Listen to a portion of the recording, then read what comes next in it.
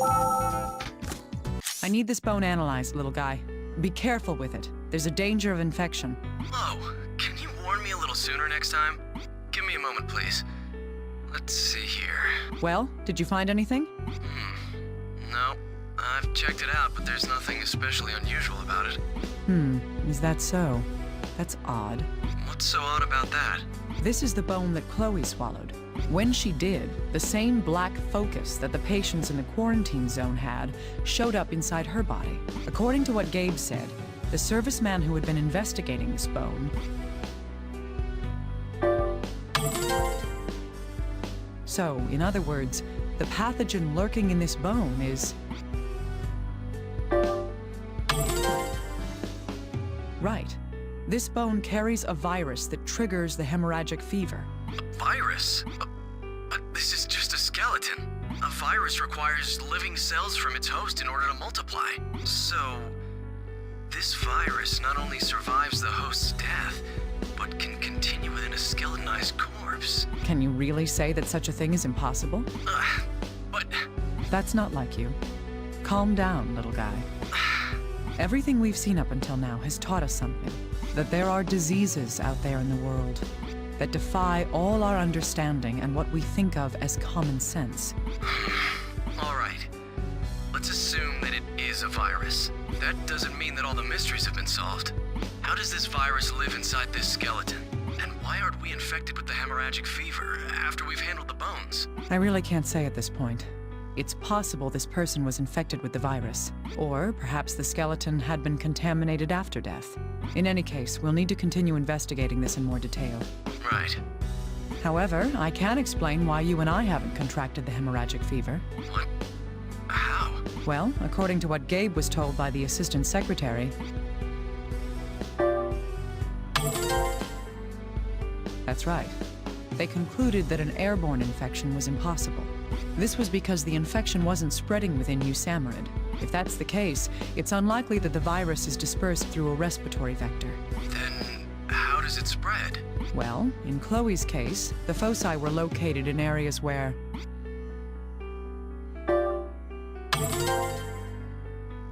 Indeed. The black foci only existed in areas that the bone fragments were in contact with. Taking that into consideration, this virus's route of infection is...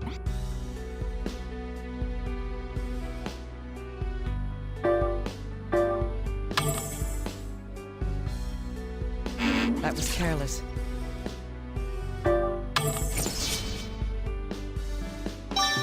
Yes.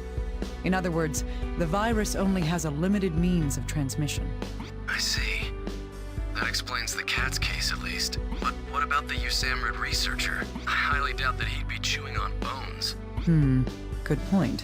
There must be an explanation for how that other serviceman was infected as well. That's right. Now we're starting to see how the serviceman at USAMRIID was infected as well. The virus rests within that skeleton. The route of infection is... Yes. It's when it comes in contact with a mucous membrane. Reaching a mucous membrane within the mouth or body causes the virus to infect that person. But there's no way that a researcher would lick or swallow a bone. However, the USAMRIID staff did collect a bone sample for their research. In order to obtain that sample, the researcher... Right. He used a router to shave away a portion of the bone. This is likely what caused the researcher to be infected. The reason for this is...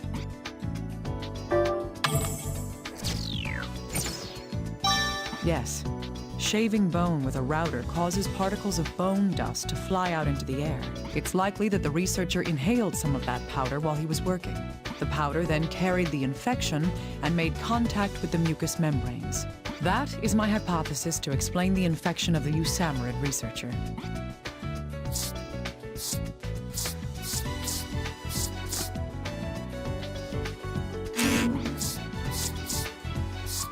Yes, it seems that these can be combined. These bones passed on the viral hemorrhagic fever via contact with mucous membranes. And whoever this was, they had been taking large doses of antiviral drugs along with a dangerous unapproved one. It's likely that this person was...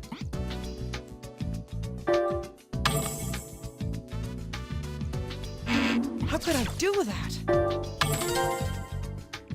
Yes, this individual had been infected with some kind of virus. That virus itself was... If that's the case, then the cause of death was... I should stop making conjectures. I need some hard evidence to back these theories up. Hemorrhagic fever causes hemorrhaging from all over the body, along with other various conditions. If we could find traces of that disease...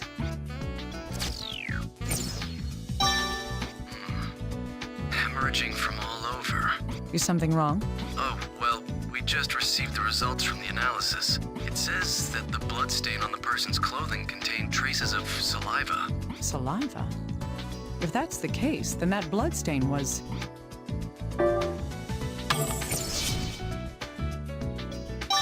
Yes, it came through the mouth, likely by being vomited. That would explain why there were no signs of damage to the person's clothing.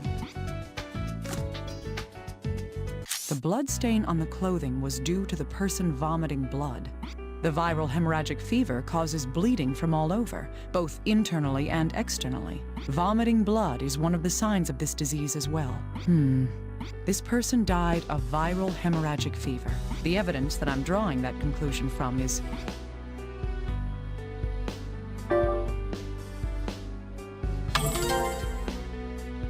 That's right.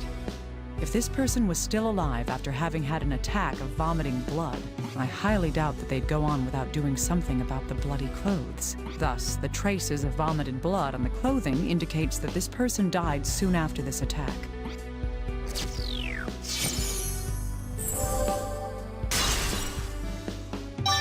We finally figured out the cause of death. Yes. Long before the pandemic that is currently raging broke out, this person caught and died of the viral hemorrhagic fever that caused this quarantine. Who in the world are you? Dr. Kimishima, if I may, Go on. I've noticed something. I'm all ears. Well, this antiviral reagent, Ashvin's, it was rejected by the FDA for its dangerous side effects. That, along with the large amount of antiviral drugs, these things aren't available to the general public. You have a point. Someone who would have access to these things would be... Indeed. It would be someone who has the knowledge of these new drugs and their effects on viruses. It would also be someone who has the authority to obtain such information from the medical community.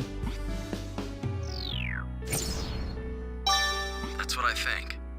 Does that help a little? It's fantastic. Let's move on to the next step. How can we identify this individual, little guy? But all we have is the skeleton and personal effects. That shouldn't be a problem. Or is my opinion of you overrated? If this person is in the health profession, then the FBI database should have an entry. By studying the bones, we can narrow down just who this person was. Why'd you ask me if you already knew the answer to your own question? We don't have time for complaining. Look up details about skeletons in our forensics database. Send what you find over to my computer immediately. Yikes. Give me a moment. There, I found them. You want me to send them over to you, right? Now it's time for the grand reveal. Let's compare the skeleton's characteristics with our information. Then we can confirm just who this person is.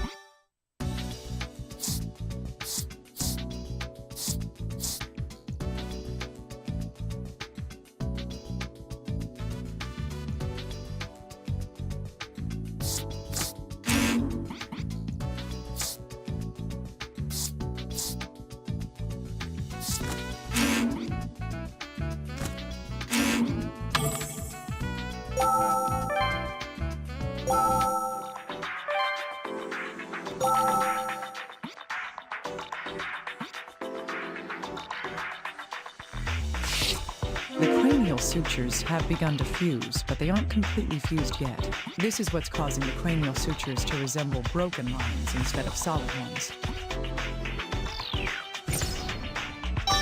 I recall that the cranial sutures can tell something about a body. The skull has triangular orbital bones. Is there any information that can be deduced by the shape of the orbital bones?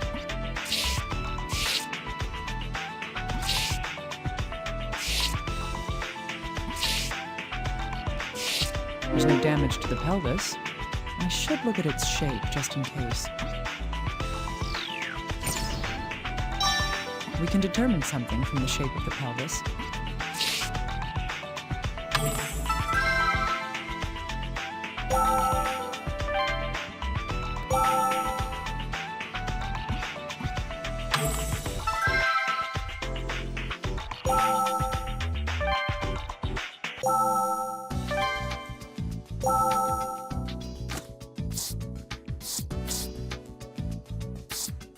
The German physician Blumenbach established a distinction of 5 major branches of human anatomy. One point mentioned in determining a person's race by skeletal features is the shape of the orbital bones. Comparing this with the materials at hand, this skeleton's race is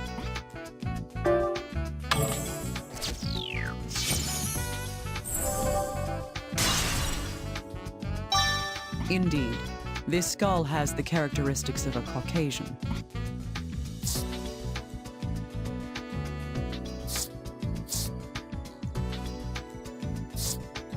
An individual's gender can be determined by the shape of the pelvis. According to the materials at hand, this skeleton's gender is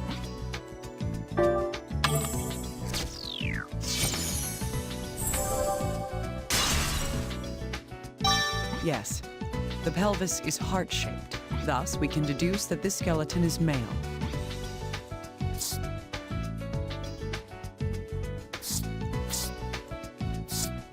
That's right. A person's age at death can be determined from the state of the cranial sutures.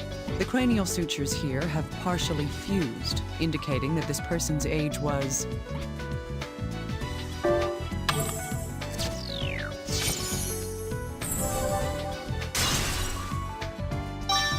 yes. The fusing is consistent with that of a person in their 50s. In other words, it means that this person was around 50 years old at the time of death.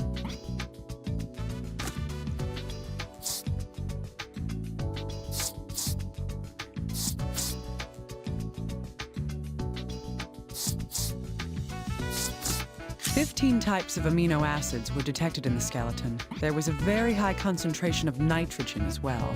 If I compare this information with the materials available,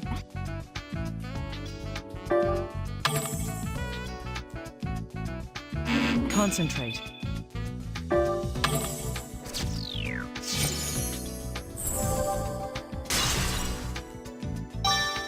That's right. We can assume that this person died somewhere around 2 years ago. Someone had this disease 2 years ago? Long before this pandemic began? This fact alone won't get us anywhere. But if I consider it in light of other information, a Caucasian male in his 50s who died 2 years ago and was familiar with viruses, all the information we need has been gathered. Now we'll be able to figure out whose remains these truly are.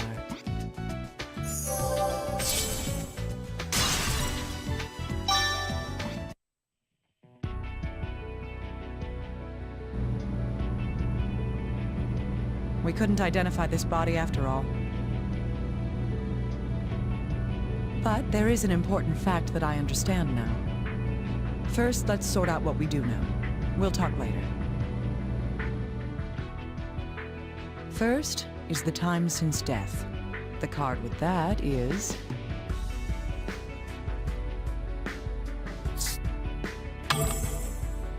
yes. The nitrogen and amino acids in the bones prove that. Remember, the body's soft tissue was gone before it was found. This suggests that the body wasn't underwater or buried.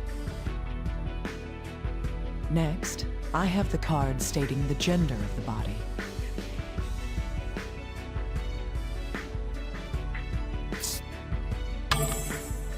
Correct. The shape of the pelvis, the face, and bones prove that. However, he had a thin build. He could hardly be muscular. Next, the age. This card tells our findings.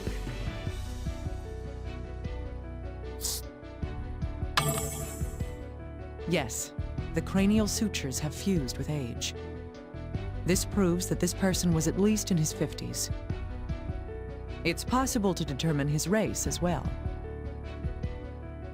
This card shows my conclusion based on the evidence.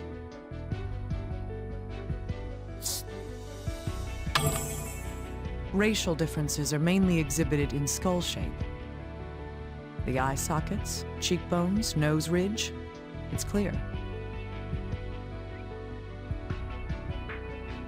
Our next clue is his occupation. Now, this is only speculation. But I believe this card shows what he did for a living.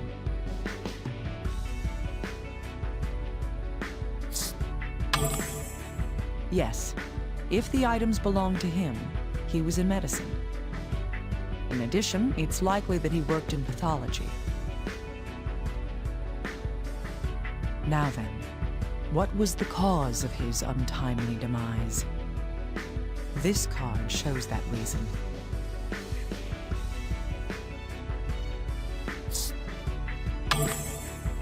A virus living within a corpse long after the host dies. I don't want to believe it, but bones don't lie. The virus passes into the mucous membranes on contact. He died like the man Gabe diagnosed, hemorrhagic fever. He understood what was happening. He knew why he died. He knew, and it shows in the last words he had to say. My son, forgive me. I was enticed by the devil. That is the truth, illuminated by the light of this life. With this in mind, I can use the data to find an individual. He's...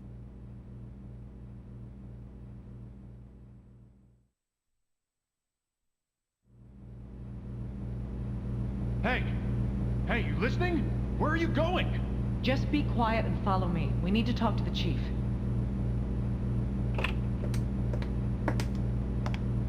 Chief, I'd like to speak with you.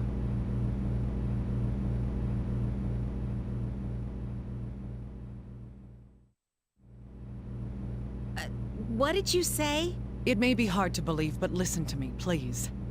The bones Gabe came here with contained the infectious virus.